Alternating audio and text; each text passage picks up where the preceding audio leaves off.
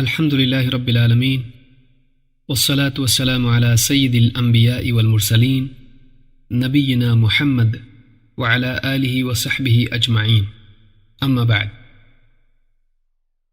دروس رمضان باب 19 لیلۃ القدر میں قیام کی فضیلت۔ لیلۃ القدر کی فضیلت ہم جان چکے، اب آئیے دیکھتے ہیں اس رات میں عبادت کی کیا فضیلت ہے۔ اللہ کے رسول صلی اللہ علیہ وسلم نے فرمایا، جس نے ایمان اور احتساب کے ساتھ لیلۃ القدر میں قیام کیا اس کے پچھلے تمام گناہ معاف کر دیے جاتے ہیں۔ اس حدیث کو امام بخاری اور مسلم نے روایت کیا ہے۔ اس حدیث سے معلوم ہوتا ہے کہ ایمان یعنی اللہ تعالیٰ کی طرف سے ملنے والے اجر کا یقین، اور احتساب یعنی اس اجر و ثواب کی طلب و رغبت کے ساتھ عمل کرنا ماضی کے گناہوں کا کفارہ ہے۔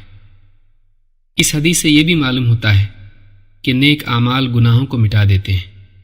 یہ بات قرآن کریم میں بھی بیان ہوئی ہے۔ اللہ تعالیٰ نے فرمایا، ان الحسنات یذہبن السیئات، یقیناً نیکیاں برائیوں کو مٹا دیتی ہیں۔ سورہ ہود آیت نمبر 114۔ نیکیاں گناہوں کا کفارہ بن جاتی ہیں، لیکن اس کا بھی ایک قاعدہ ہے جسے اللہ تعالیٰ نے قرآن کریم ہی میں بیان کر دیا ہے۔ اللہ تعالیٰ نے فرمایا، ان تجتنبوا کبائر ما تنہون عنہ نکفر عنکم سیئاتکم، اگر تم بڑے گناہوں سے بچتے رہو تو ہم تمہاری برائیوں کو مٹا دیں گے۔ سورہ النساء آیت نمبر 31۔ اس آیت کی تفسیر میں حافظ ابن کثیر رحمہ اللہ فرماتے ہیں، مطلب یہ ہے کہ اگر تم ان بڑے گناہوں سے بچتے رہو جن سے تمہیں منع کر دیا گیا ہے تو ہم تمہارے چھوٹے گناہوں کو مٹا دیں گے۔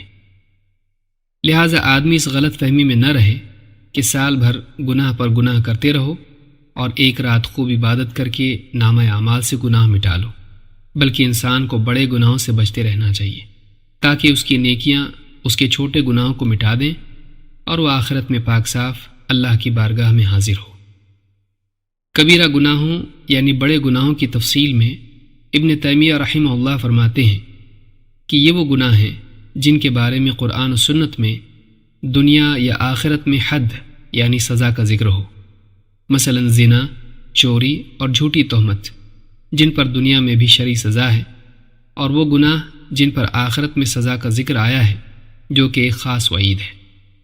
اسی طرح وہ گناہ جن پر اللہ کے غصے، اس کی لعنت یا جہنم میں داخلہ یا جنت سے محرومی کا ذکر ہو، مثلا جادو، جھوٹی قسم، جنگ چھوڑ کر بھاگنا، ماں باپ سے بدسلوکی کرنا، جھوٹی گواہی دینا، شراب پینا وغیرہ۔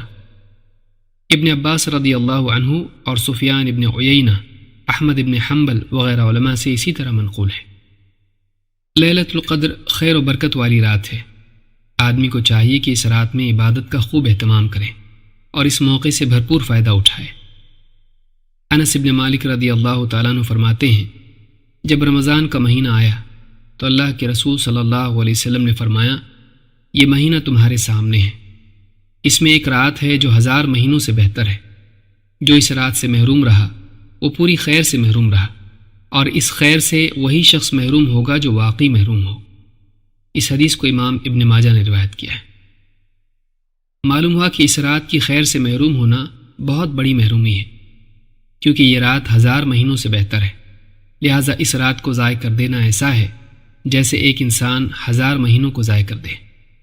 دنیوی اعتبار سے 1000 مہینے 83 سال سے کچھ زیادہ ہوتے ہیں۔ اس حساب سے اس ایک رات کا ضائع کرنا گویا ایک پوری زندگی ضائع کر دینے کی طرح ہے۔ لہٰذا جو انسان اس ایک رات کے لیے اپنے آپ کو برائیوں سے بچا کر اللہ کی عبادت و طاعت میں نہ لگا سکے، اس سے پوری زندگی اللہ کی فرما برداری میں گزارنے کی کیا امید کی جا سکتی ہے؟ ایسا شخص یقیناً محروم ہے۔ کسی مزدور سے کہا جائے کہ ایک رات کا کام ہے اور تنخواہ 1000 مہینوں کی ملے گی، تو شاید ایک نہیں کئی لوگ اس کام کے لیے دوڑ پڑیں گے، بلکہ ممکن ہے اس کام کا موقع پانے کے لیے آپس میں مار پیٹ کی بھی نوبت آ جائے۔ لیکن کیا وجہ ہے کہ خود اللہ رب العالمین اس عظیم رات کی عبادت کی ترغیب دے اور بندے اس کے باوجود سستی اور غفلت میں پڑے رہیں، بلکہ اگر اس رات میں جاگے بھی تو اسے تفریح اور فضول کاموں میں صرف کر دیں، اسے اللہ کی عبادت کی بجائے چائے نوشی، اور دنیاوی گپ شپ میں ختم کر کے اپنے دل کو جھوٹی تسلی دیں کہ ہم پوری رات جاگتے رہے۔ اس طرح کی خوش فہمی اپنے آپ کو دھوکہ دینے کے سوا اور کیا ہے؟ اقول هذا واستغفر اللہ لی ولکم۔